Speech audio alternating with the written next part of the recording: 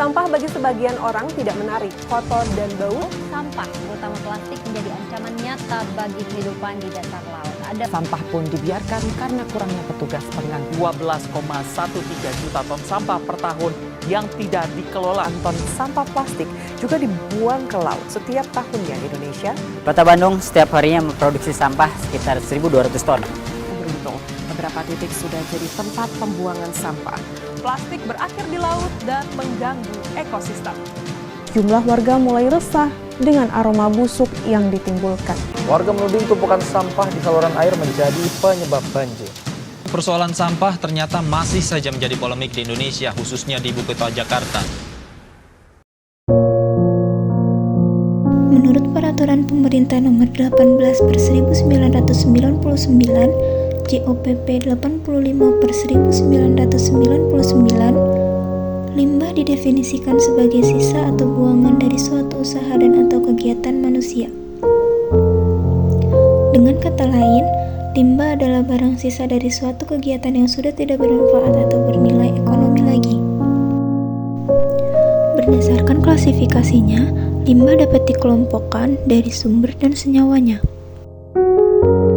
Berdasarkan sumbernya, limbah terbagi lagi menjadi 5, yaitu limbah domestik yang berasal dari kegiatan rumah tangga dan industri, limbah elektronik, limbah pertanian, limbah wisata, serta limbah medis. Sedangkan berdasarkan jenis senyawanya, limbah terbagi menjadi limbah organik, limbah anorganik, dan limbah B3.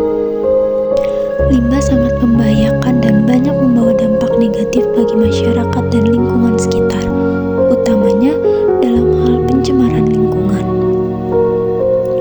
Pencemaran lingkungan ini tidak hanya terjadi pada tanah, namun dapat menjadi polusi udara yang bersifat memicu kanker apabila dibakar, serta mencemari laut dan menyebabkan penurunan kualitas air serta terancamnya organisme-organisme biota laut.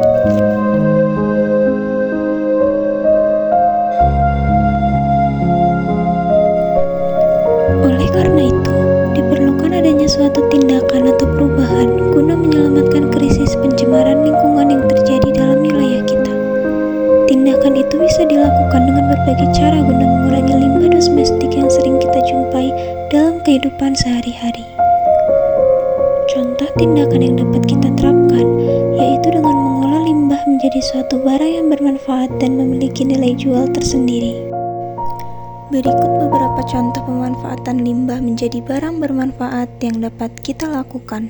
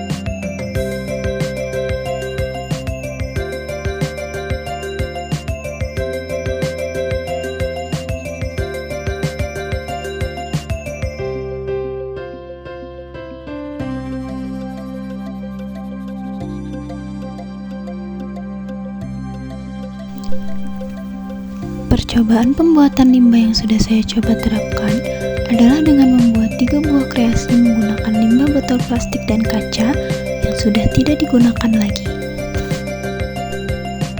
kedua bahan tersebut bisa disulap menjadi tempat penyimpanan, vas bunga, dan akuarium mini dengan menambahkan sedikit ornamen-ornamen.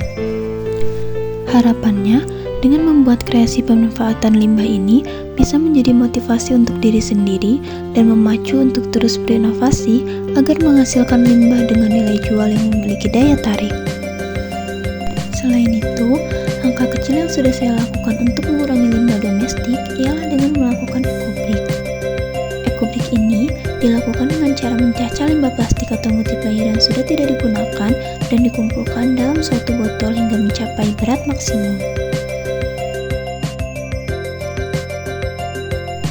Ekobrik yang sudah saya hasilkan ini terhitung mulai dari tanggal 24 Januari 2024 hingga 19 Maret 2024 dengan berat 160 gram. Meskipun langkah ekobrik ini tidak memperlihatkan hasil yang signifikan besar dalam lingkungan, namun setidaknya kita bisa bertanggung jawab dalam mengelola limbah yang kita hasilkan. Dengan ini juga, setidaknya kita tahu bahwa sampah yang kita hasilkan tidak berakhir ke laut, tertimbun dalam tanah, atau menghadirkan polusi udara dengan dampak yang lebih besar lagi.